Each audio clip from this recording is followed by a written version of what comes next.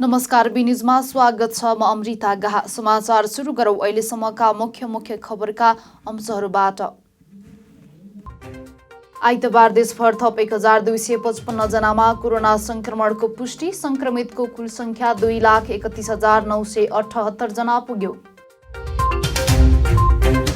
सशस्त्र द्वन्द्वमा घाइते भएका सबैको उपचारको जिम्मा सरकारले लियो। स्विजरल्यान्डबाट प्राप्त हुने करिब 1 अर्ब 25 करोड नेपाली रुपैयाँ सहायता स्वीकार गरिने। ट्रान्सपरेन्सीको प्रतिवेदन सरकारद्वारा अस्वीकार। सरकारलाई बदनाम गराउने नियत भएको दावी। र कोरोना विरुद्धको भ्याक्सिन बेलायतमा 7 डिसेम्बरमा नै उपलब्ध हुने। भण्डारण र ओसार पसारमा भने चुनौती।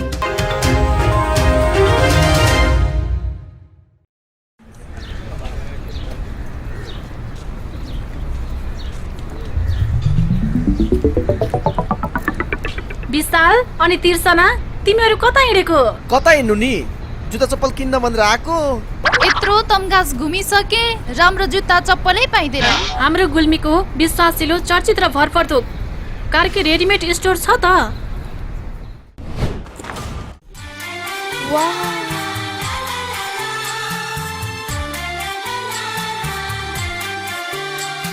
हामी कहाँ Shikhar, Royal, Rocket, BF, Black Horse लगायत विभिन्न ब्रान्डका party shoes, sports shoes, school सुजका साथै लेडिज जेन्ट्स तथा बच्चाका हरेक प्रकारका फेन्सी रेडिमेड कपडाहरू, ब्यागहरू थोक तथा फुटकर मूल्यमा बिक्री गरिन्छ।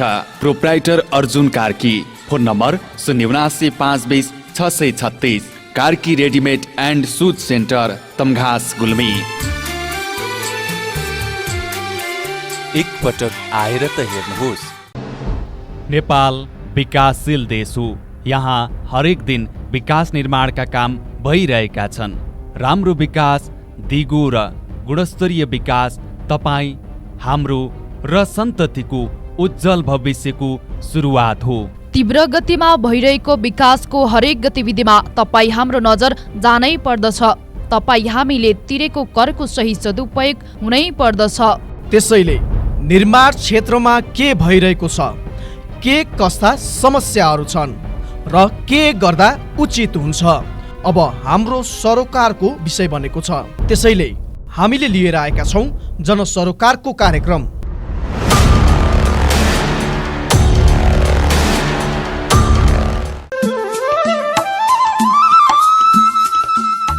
के तपाईलाई नयाँ मोडेलका आकर्षक मोबाइलहरू चाहिएको छ वा अन्य इलेक्ट्रोनिक सामानहरूको खोजीमा हुनुहुन्छ? यदि हुनुहुन्छ भने आउनुहोस् तपाईँ हाम्रै मजुवा बजारमा रहेको आयुष मोबाइल सेन्टरमा। हजुर, तीज, दशैं, तिहार जस्ता महान पर्वमा विशेष छुटका साथ बिक्री वितरण भइरहेको जानकारी गराउँदछौँ। हामी कहाँ विभिन्न कम्पनीका मोडेल सहितका मोबाइल सेट, मोबाइलका charger, earphone, battery, power bank, मोबाइलका cover, radio, mixer, ceiling fan, table fan, multiplug, charger bulb, normal bulb, guarantee bulb, साना तथा ठुला साइजका बुफर, कम्प्युटरका mouse, keyboard, laptop charger, mobile र कम्प्युटर मर्मत सुपथ मूल्यमा गरिन्छ।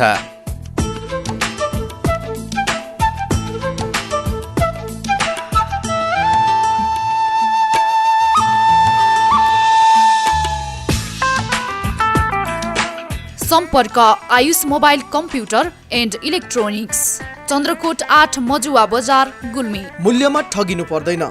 सस्तो र टिकाउ सामान सबैले लैजाउँ।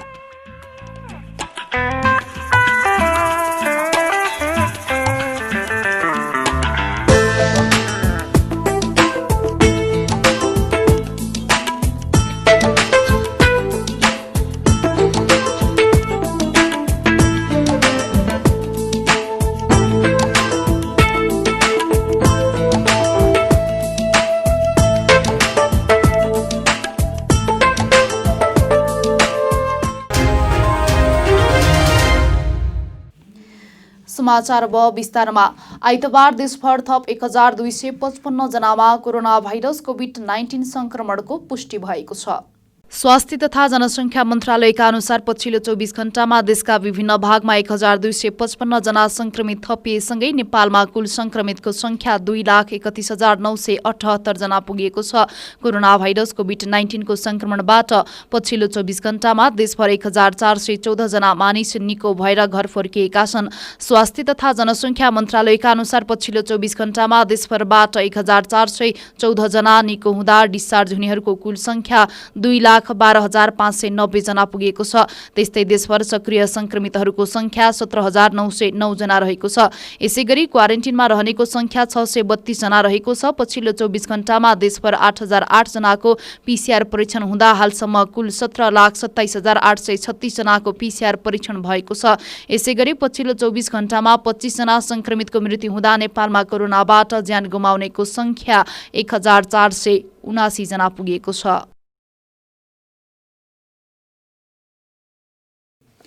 द्वन्द्वकालमा घाइते भएर उपचार गर्नुपर्ने अवस्थामा पुगेका व्यक्तिहरूको उपचारको जिम्मा सरकारले लिएको छ। विभिन्न समयमा भएका आन्दोलनहरूमा घाइते भई उपचार गराउनुपर्ने अवस्थामा रहेकाले सरकारी अस्पतालमा निशुल्क उपचार गर्ने निर्णय भएको सरकारका प्रवक्ता सञ्चार तथा सूचना प्रविधि मन्त्री पार्वत गुरुङले बताउनु भएको छ।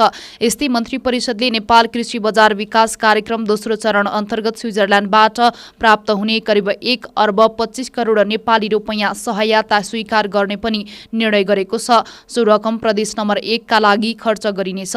गैरकानूनी रूपमा नेपाल बसोबास गरिरहेका मौरिसस नागरिक राहुल पञ्चुले बुझाउनु पर्ने विलम्ब शुल्क बराबर 6,160 अमेरिकी डलर र जरिवाना बापत 25,000 मिनाहा दिने र देश निकाला गर्ने निर्णय पनि सरकारले गरेको छ।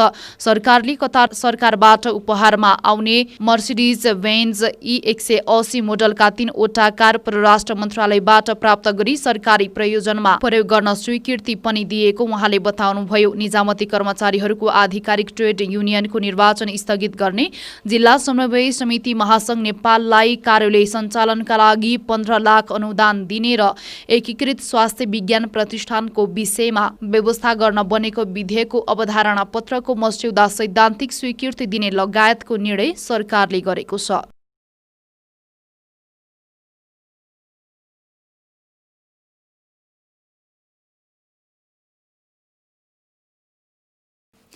गुल्मी जिल्लामा पहिलो पटक कोरोना संक्रमण भेटिएको मदाने गाउँपालिका संक्रमण मुक्त बनेको छ।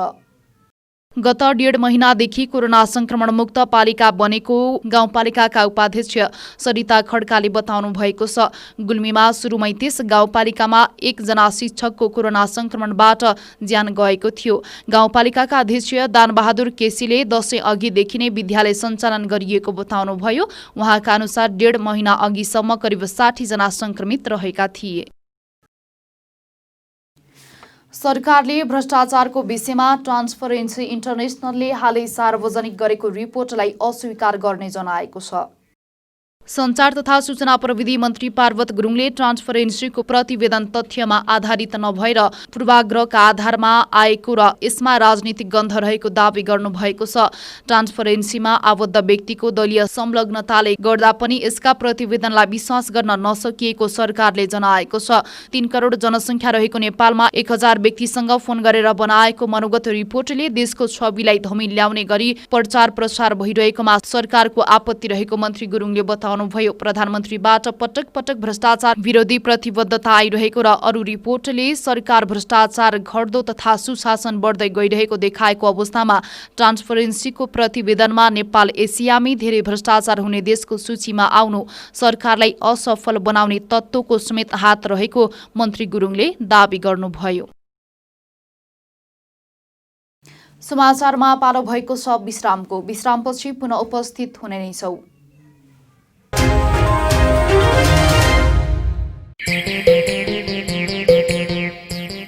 ओहो मित्र, आज त पैसाको बाहरै बाहर छ त। होइन, बाइक किन्ने भनेको पैसा नै पुगेन यार।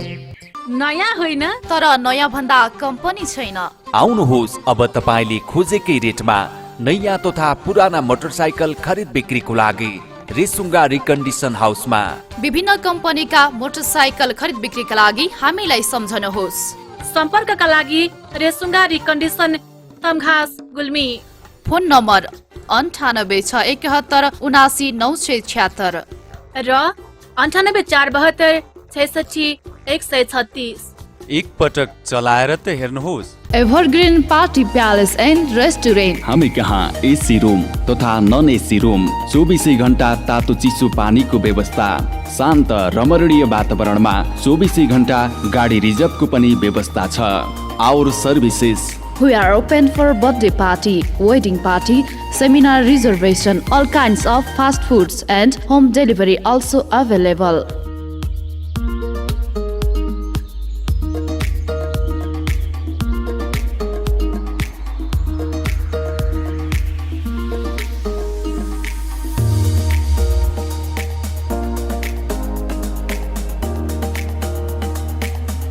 Contact number 0795208664। Proprietor Jabindra Basnet 9857064004। Prakash Basnet 9841972733। Evergreen Party Palace and Restaurant, Resunga नगरपालिका 1 हस्पिटल लाइन गुल्मी, जिल्ला कारागारको ठिक माथिपट्टि।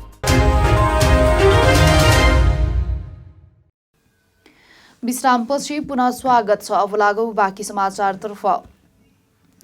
रुरु क्षेत्र गाउँपालिका वडा नम्बर 3 को जौखोला क्षेत्रमा रहेको गुफाको स्थानीय वडाका जनप्रतिनिधि र स्थानीय समाजसेवीको टोलीले अवलोकन गरेको छ।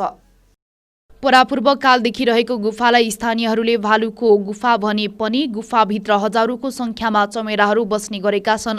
जौखोलाको नजिकै भित्तामा रहेको गुफामा सानो प्वालबाट भित्र पसेपछि ठूला आकारको गुफासँगै बीचमा एउटा बाटो तलतिर र अर्को बाटो सिधा जान सकिने र जति भित्र गयो गुफाको आकार ठूलो हुँदै गएको अवलोकनकर्ता स्थानीय समाजसेवी ज्ञानेश्वर गेवालीको भनाइ छ। चहकिलो लाइट बालेर गुफाभित्र जानुपर्ने र गुफाका भित्तामा अनेक आकृति सँगै भित्र ढुङ्गाका चुलाहरू देख्दा परापूर्व कालमा आदिम मानव बस्ने ठाउँ रहेको सजिलै अनुमान लगाउन सकिन्छ। तानसेन डुडी तमघासको फलाटेबाट कच्ची सडकबाट स्याल पोखरी हुँदै सागर पोखरीसम्म सवारी साधनमा पुग्न सकिन्छ। त्यहाँबाट करिब 20 मिनेट पैदल झरेपछि त्यो गुफामा पुग्न सकिन्छ भने साउली बिसाउनाबाट बिसौना खोल्टे हुँदै भडारथुमसम्म सवारी साधनमा र त्यहाँबाट पनि करिब 20 मिनेटको पैदल झरेपछि गुफामा पुग्न सकिन्छ। अचम्मको प्राकृतिक सम्पदाको रूपमा रहेको यो गुफासम्म पुग्न आवश्यक सडक निर्माण प्रचार प्रसार गर्न सके आन्तरिक पर्यटकहरूको गन्तव्य बन्ने सहकर्मी कृष्ण अन्जानले जानकारी दिनुभयो।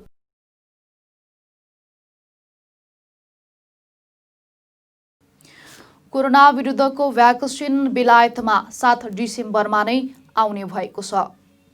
बेलायतमा अमेरिकी औषधि कम्पनी फाइजर र जर्मन साझेदार बायोएनटेकले विकास गरेको खोप डिसेम्बरको पहिलो साताभित्र नै उपलब्ध हुने विवरण सार्वजनिक भएको छ। एनएचएस इङ्ल्यान्डले बेलायत कोरोना विरुद्धको खोपका लागि तयारी अवस्थामा रहन आह्वान गरेको जनाइएको छ।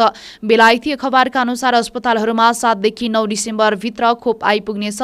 फाइजर र बायोएनटेकले विकास गरेको उक्त खोप मानिसलाई कोरोना भाइरसबाट बचाउन 95% प्रभावकारी हुने बताइएको छ। स्वास्थ्यविदहरूका अनुसार खोपलाई भण्डारण गर्न एकदम न्यूनतम तापक्रम 70 डिग्री सेन्टिग्रेड आवश्यक पर्ने भएका कारण भण्डारण र ओसार पोसारमा चुनौती रहेको छ। बेलायत सरकारले फाइजर र बायोएनटेकको 4 करोड डोज, अक्सफोर्ड र एक्स्ट्राजेनेकाको 10 करोड र मोर्डेनाको 50 लाख डोज अर्डर गरिसकेको जनाएको छ। हामी समाचारको अन्त्यमा छौं, तर बिदा हुनु पूर्व यस प्रसारणका मुख्य समाचार पुनः एकपटक। आइतबार देशभर थप 1255 जनामा कोरोना संक्रमणको पुष्टि। संक्रमितको कुल संख्या 2,31,978 जना पुग्यो। सशस्त्र द्वन्द्वमा घाइते भएका सबैको उपचारको जिम्मा सरकारले लियो। स्विजरल्यान्डबाट प्राप्त हुने करिब 1 अर्ब 25 करोड नेपाली रुपैयाँ सहायता स्वीकार गरिने। ट्रान्सपरेन्सीको प्रतिवेदन सरकारद्वारा अस्वीकार, सरकारलाई बदनाम गराउने नियत भएको दावी। र कोरोना विरुद्धको भ्याक्सिन बेलायतमा 7 डिसेम्बरमा नै उपलब्ध हुने, भण्डारण र ओसार पोसारमा भने चुनौती।